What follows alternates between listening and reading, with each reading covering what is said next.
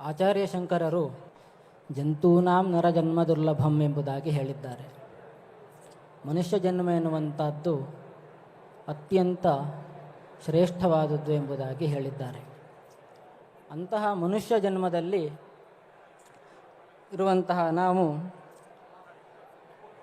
ಧರ್ಮ ಸಾಧನೆಯನ್ನು ಮಾಡುವಂಥದ್ದು ಅತ್ಯಂತ ಅವಶ್ಯಕವಾದದ್ದು.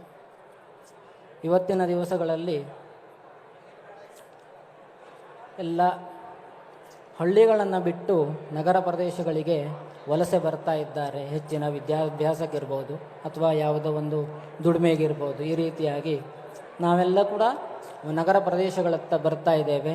ಏನು ಮಾಡ್ತಿದ್ದೇವೆ ಅಂತ ಕೇಳಿದರೆ ನಾವು ಮುಖ್ಯ ಉದ್ದೇಶ ನಮ್ಮದು ಹಣ ಸಂಪಾದನೆ ಎನ್ನುವಂಥದ್ದೇ ಆಗಿಬಿಟ್ಟಿದೆ. ಈಗ ಧರ್ಮ ಮೂಲಂ ಜಗತ್ತು ಎನ್ನುವಂಥದ್ದು ಇದಿತ್ತು, ವೇದ ಮೂಲಂ ಜಗತ್ತು ಎಂಬುದಾಗಿತ್ತು. ಈಗ ಏನಾಗಿದೆ ಅಂದರೆ ಧನ ಮೂಲಂ ಜಗತ್ತೆಂಬುದಾಗಿ ಆಗ್ತಾ ಇದೆ. ಅದು ಆಗಬಾರದು. ಯಾಕೆ ಅಂತ ಕೇಳಿದರೆ ಧನ ಎನ್ನುವಂಥದ್ದು ನಮ್ಮ ಜೀವನದ ಕೊನೆಯವರೆಗೆ ಮಾತ್ರ ಬರುವಂಥದ್ದು.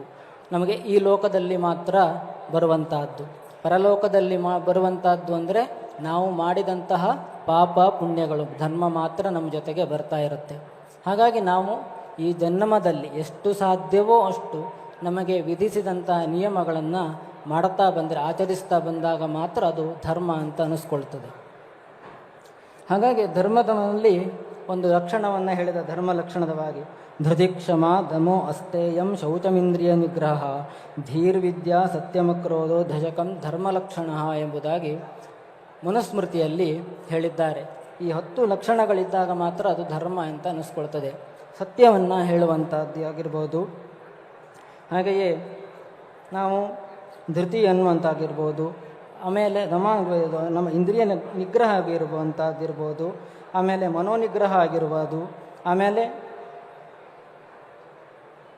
ಶುಚಿತ್ವ ಇರ್ಬೋದು, ಇಂದ್ರಿಯ ನಿಗ್ರಹವಾಗಿದ್ದು ಆತ್ಮಜ್ಞಾನವಿರ್ಬೋದು, ಆಮೇಲೆ ಸತ್ಯವನ್ನು ಹೇಳುವಂಥದ್ದಾಗಿರ್ಬೋದು, ಆಮೇಲೆ ಬೇರೆಯವ್ರ ಜೊತೆ ಮಾತಾಡುವಾಗ ಇರ್ಬೋದು ಅಥವಾ ಬೇರೆಯವ್ರ ಮೇಲೆ ಚಾಡಿ ಹೇಳದೇ ಇರುವಂಥದ್ದು, ಇವು ಧರ್ಮದ ಲಕ್ಷಣ ಎಂಬುದಾಗಿ ಹೇಳಿದ್ದಾರೆ. ಹಾಗಾಗಿ ನಾವೆಲ್ಲರೂ ಕೂಡ ಈ ರೀತಿಯಾಗಿ ಇದ್ದಾಗ ಮಾತ್ರ ನಮಗೆ ಸುಖ ಎನ್ನುವಂಥದ್ದು, ಆಮೇಲೆ ನಮಗೆ ಏನಾದರೂ ದುಃಖ ಎನ್ನುವಂಥದ್ದು ಬಂದಿದ್ದರೆ ಅದು ನಿವೃತ್ತಿ ಎನ್ನುವಂಥದ್ದು ಆಗ್ತಾ ಹೋಗ್ತದೆ.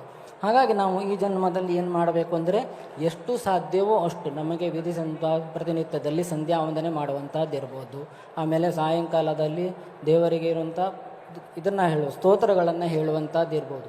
ಈ ರೀತಿಯಾದಾಗ ಮಾಡಿದಾಗ ಮಾತ್ರ ನಮ್ಮ ಬ್ರಾಹ್ಮಣ್ಯ ಎನ್ನುವಂಥದ್ದು ಉಳ್ಕೊಳ್ಳಿಕ್ಕೆ ಸಾಧ್ಯವಾಗ್ತದೆ. ಅಥವಾ ನಾವು ಶಂಕರ ಪರಂಪರೆಯಲ್ಲಿಂದ ಶಂಕರಾಚಾರ್ಯರು ಅವತರಿಸಿ ಭೂಮಿಗೆ ಬಂದು 32 ವರ್ಷಗಳಲ್ಲಿ ಸ್ಥಾಪಿಸಿದಂತಹ ಈ ವೈದಿಕ ಮಾರ್ಗ ಎನ್ನುವಂಥದ್ದು, ವೈದಿಕ ಧರ್ಮ ಎನ್ನುವಂಥದ್ದು ಉಳ್ಕೊಂಡು ಹೋಗಲಿಕ್ಕೆ ಸಾಧ್ಯವಾಗ್ತದೆ. ನಾವೆಲ್ಲ ಈಗ ಏನಾಗ್ತಾ ಇದೆ ಅಂದರೆ ದುರ್ಯೋಧನ ಒಂದು ಮಾತನ್ನು ಹೇಳಿದ್ದಾನೆ, ಜಾನಾಮಿ ಧರ್ಮಂ ನಚಮೇ ಪ್ರವೃತ್ತಿ ಜಾನಾಮಿ ಧರ್ಮಂ ನಚಮೇ ನಿವೃತ್ತಿ ಎನ್ನುವಾಗಿ ಅಧರ್ಮಂ ನಚಮೇ ನಿವೃತ್ತಿ ಎಂಬುದಾಗಿ ಹೇಳಿದ್ದಾನೆ. ನಮ್ಮ ಪರಿಸ್ಥಿತಿ ಕೂಡ ಅದೇ ರೀತಿಯಾಗಿ ಇದೆ. ಈಗ ಪ್ರಸ್ತುತದಲ್ಲಿ ನಮಗೆಲ್ಲರೂ ಕೂಡ ಗೊತ್ತಿರುತ್ತೆ, ಹಿಂದಿನವರು ಅಥವಾ ಈ ಗುರು ಹಿರಿಯರೆಲ್ಲ ಮಾರ್ಗದರ್ಶನವನ್ನು ಮಾಡಿರ್ತಾರೆ. ಈ ರೀತಿಯಾಗಿ ನಾವು ಇರಬೇಕು, ಈ ರೀತಿಯಾಗಿ ನಾವು ನಡ್ಕೊಳ್ಬೇಕು, ನಾವು ಈ ರೀತಿಯಾಗಿ ಆಚರಣೆಗಳನ್ನು ಮಾಡ್ತಾ ಹೋಗಬೇಕು ಅಂಥೇಳಿ ಹಿಂದಿನವರು ಹಾಕ್ಕೊಟ್ಟಂತಹ ಪದ್ಧತಿಗಳನ್ನು ನಾವು ಕಲಿಸ್ಕೊಂಡಿರ್ತಾರೆ ನಮಗೆ. ನಾವೇನು ಮಾಡ್ತಿದ್ದೇವೆ ಅಂದರೆ ಈಗಿನ ಯುಗ ಧರ್ಮದಲ್ಲಿ ಏನು ಮಾಡ್ತಿದ್ದೇವೆ ಅಂದರೆ ನಾವೀಗ ಅದರನ್ನೆಲ್ಲ ಬಿಡ್ತಾ ಬರ್ತಾ ಇದೆ ಹಂತ ಹಂತವಾಗಿ. ನಮಗೆ ಧರ್ಮ ಅಂದರೆ ಏನು ಅಂತ ಗೊತ್ತಿದೆ, ಆದರೆ ಏನು ಮಾಡ್ತಿದ್ದೇವೆ ಅದರ ಕಡೆ ನಮಗೆ ಗಮನ ಅನ್ನುವಂಥದ್ದು ಹೋಗ್ತಾ ಇಲ್ಲ. ಅಧರ್ಮ ಅಂದರೆ ಏನು ಅಂತ ಗೊತ್ತಾಯಿದೆ, ಆದರೆ ನಮಗೆ ಅದನ್ನು ಬಿಟ್ಟುಕೊಟ್ಟು ಹೋಗಲಿಕ್ಕೆ, ಬೇರೆ ದಾರಿಗೆ ಹೋಗಲಿಕ್ಕೆ ಆಗ್ತಾ ಇಲ್ಲ. ಆ ರೀತಿಯಾಗಿ ನಮ್ಮ ಪರಿಸ್ಥಿತಿ ಅನ್ನುವಂಥದ್ದು ಬಂದು ಮುಟ್ಟಿದೆ. ಹಾಗೆ ನಾವೆಲ್ಲರೂ ಕೂಡ ಈಗ ಅಂದ್ಕೊಳ್ಬೋದು, ನಾವು ಮುಖ್ಯವಾಗಿ 3 ಅಂಶಗಳ ಹಿಂದೆ ಹೋಗ್ತಾ ಇದ್ದೇವೆ ನಾವು. ಮೊದಲನೇದಾಗಿ ಅಂಕ ಎನ್ನುವಂಥದ್ದು, ಅಂಕ ಅಂದರೆ ಮಾರ್ಕ್ಸ್. ಆಮೇಲೆ 2ನೇದು ಹಣ ಎನ್ನುವಂಥದ್ದು. ಆಮೇಲೆ 3ನೇದು ಸಾಮಾಜಿಕ ಜಾಲತಾಣಗಳು, ಮೀಡಿಯಾ. ಇವುಗಳ ಹಿಂದೆ ನಾವು ಹೋಗ್ತಾ ಇದ್ದೇವೆ. ಅತ್ಯಂತ ವೇಗವಾಗಿ ಅದು ಮುಂದುವರಿತಾ ಇದೆ. ಅದರ ಹಿಂದೆ ನಾವು ಕೂಡ ಹೋಗ್ತಾ ಇದ್ದೇವೆ. ಮೊದಲೆಲ್ಲ ನಮಗೆ ಜೀವನಕ್ಕೆ ಏನು ಬೇಕೋ ಅದನ್ನು ಮಾತ್ರ ಅಧ್ಯಯನ ಮಾಡ್ಕೊಳ್ತಿದ್ರು, ಎಷ್ಟು ಬೇಕೋ ಅಷ್ಟನ್ನು. ಬಾಕಿ ಅದನ್ನೆಲ್ಲ ಧರ್ಮ ಮಾರ್ಗದಲ್ಲಿಯೇ ನಮಗೆ ಜೀವನವನ್ನು ಕಳೀತಾ ಹೋಗ್ತಿದ್ರು. ಈಗೇನು ಮಾಡ್ತಿದ್ದಾರೆ ಅಂದರೆ ಹೆಚ್ಚಿನ ನಾವು ಬಾಲಕರಾದವರು ಏನು ಮಾಡ್ತಿದ್ದೇವೆ ಅಂದರೆ ಮಕ್ಕಳನ್ನು ನಾವು ಅವುಗಳ ಅಂಕದ ಹಿಂದೆ ಓಡಿಸ್ತೇವೆ. ಮೊದಲನೇದಾಗಿ ಮಾರ್ಕ್ಸ್, ಅದರಿಂದ ಓಡಿಸ್ತಾ ಇರ್ತೇವೆ. ನೀನು ಪ್ರತಿನಿತ್ಯದಲ್ಲಿ 90 ತಗೊಳ್ಬೇಕು, ಅಂದರೆ ಪ್ರತಿ ವರ್ಷ ಪರೀಕ್ಷೆಯಲ್ಲಿ 90ಕ್ಕಿಂತ ಹೆಚ್ಚು ಅಂಕ ತಗೊಳ್ಬೇಕು. ಅದನ್ನು ತಗೊಂಡಾಗ ಮಾತ್ರ ನೀವು ಬೇರೆ ಬೇರೆ ದೊಡ್ಡ ದೊಡ್ಡ ಕಾಲೇಜುಗಳಲ್ಲೋ ಅಥವಾ ದೊಡ್ಡ ದೊಡ್ಡ ವಿಶ್ವವಿದ್ಯಾಲಯಗಳಲ್ಲೋ ನೀವು ಸೀಟನ್ನು ತಗೊಳ್ಬೋದು ಅಥವಾ ಅಲ್ಲಿ ಪ್ರವೇಶವನ್ನು ತಗೊಳ್ಬೋದು. ಇನ್ನೂ ಹೆಚ್ಚಿನದಾಗಿ ಏನು ಹೇಳ್ತೇವೆ, ನೀವು ಮುಂದಿನ ಅವರಿಗೂ ಜಾಬ್ ಮಾಡುವಾಗ ಅಥವಾ ಅವರ ಕೆಲಸವನ್ನು ಮಾಡುವಾಗ ವಿದೇಶಗಳಲ್ಲಿಯೋ ಅಥವಾ ಬೇರೆ ಬೇರೆ ದೊಡ್ಡ ದೊಡ್ಡ ಕಂಪನಿಗಳಲ್ಲಿಯೋ ನೀವು ಇದನ್ನು ಕೆಲಸವನ್ನು ಮಾಡ್ಬೋದು, ಜಾಬ್ ಮಾಡ್ಬೋದು ಎಂಬುದಾಗಿ ಹೇಳ್ಕೊಂಡು ಏನು ಮಾಡ್ತೇವೆ, ಅವರಿಗೆ ಒತ್ತಾಯಪೂರ್ವಕವಾಗಿ ಓದಿಸ್ತೇವೆ. ಆಮೇಲೆ ಏನು ಮಾಡ್ತಿದ್ದೇವೆ, ಅವರು ಅಂದರೆ ಚೆನ್ನಾಗಿ ಅಧ್ಯಯನವನ್ನು ಮಾಡಿಕೊಳ್ಳುತ್ತಾರೆ, ನಮ್ಮ ಬಲವಂತಕ್ಕೆ ಓದಿಬಿಟ್ಟು ಚೆನ್ನಾಗಿ ಅಧ್ಯಯನ ಮಾಡಿಕೊಳ್ಳುತ್ತಾರೆ. ಆಮೇಲೆ ಏನಾಗ್ತಾ ಇದೆ ಅಂದರೆ ಅವರು ಧನದ ಹಿಂದೆ ಹೋಗ್ತಾ ಇರ್ತಾರೆ, ಧರ್ಮವನ್ನು ಬಿಟ್ಟುಬಿಡ್ತರು, ಧನವನ್ನು ಹಿಂದೆ ಹೋಗ್ತಾರೆ. ಹಾಗಾಗಿ ಆಮೇಲೆ ಏನು ಮಾಡ್ತಾರೆ, ಅದ್ರ ಜೊತೆಗೆ ಈ ಸಾಮಾಜಿಕ ಜಾಲತಾಣಗಳು ಅನ್ನುವಂಥದ್ದು ಇರುತ್ತೆ. ಅದರಲ್ಲಿ ಇಡೀ ದಿವಸ ನಾವು ಏನು ಮಾಡ್ತೇವೆ ನೋಡ್ಬೋದು, ನಾವೀಗ ಸಣ್ಣ ಮಕ್ಕಳಿಂದ ಹಿಡಿದು ವೃದ್ಧರವರೆಗೂ ಇಡೀ ದಿವಸ ಆ ಮೊಬೈಲನ್ನು ಬಳಸ್ತಾನೇ ಇರ್ತಾರೆ. ಅದರಲ್ಲಿ ಏನಿರುತ್ತೋ ಅಂಥದ್ದು ಗೊತ್ತಾಗ್ತಾ ಇಲ್ಲ. ಪ್ರತಿನಿತ್ಯದಲ್ಲಿ ಬೆಳಗ್ಗೆ ಎದ್ದ ತಕ್ಷಣ ನಾವು ಕರಾಗರೆ ವಸತಿ ಅಂತ ಹೇಳುವ ಬದಲು ಆ ಮೊಬೈಲನ್ನೇ ನೋಡ್ತಾ ಇರ್ತೇವೆ. ಆಮೇಲೆ ರಾತ್ರಿ ಮಲಗುವಾಗ ನಾಮಸ್ಮರಣೆಯನ್ನು ಮಾಡಿಕೊಂಡು ಮಲ್ಕೊಳ್ಬೇಕು ಅಂತ ಇರುತ್ತೆ.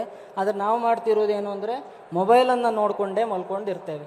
ಅದು ಆಗಬಾರ್ದು. ದೇವರ ನಾಮಸ್ಮರಣೆ ನಮಗೆ ಹೇಳಿರುವಂಥದ್ದೇನು ಅಂದರೆ ಪ್ರತಿನಿತ್ಯದಲ್ಲಿ ಏಳುವಂದ ಕ್ರಿಯೆಯಿಂದ ಹಿಡಿದು ಮಲಗುವವರೆಗೆ ನಾವು ಮಾಡುವ ಪ್ರತಿಯೊಂದು ಕೆಲಸದಲ್ಲಿಯೂ ಕೂಡ ದೇವರನ್ನು ಕಾಣು, ಧರ್ಮವನ್ನು ಕಾಣು ಎಂಬುದಾಗಿ ನಮಗೆ ಹೇಳಿದ್ದಾರೆ. ಹಾಗಾಗಿ ನಾವೆಲ್ಲರೂ ಕೂಡ ಧರ್ಮಾಚರಣೆಯನ್ನು ಮಾಡಬೇಕು.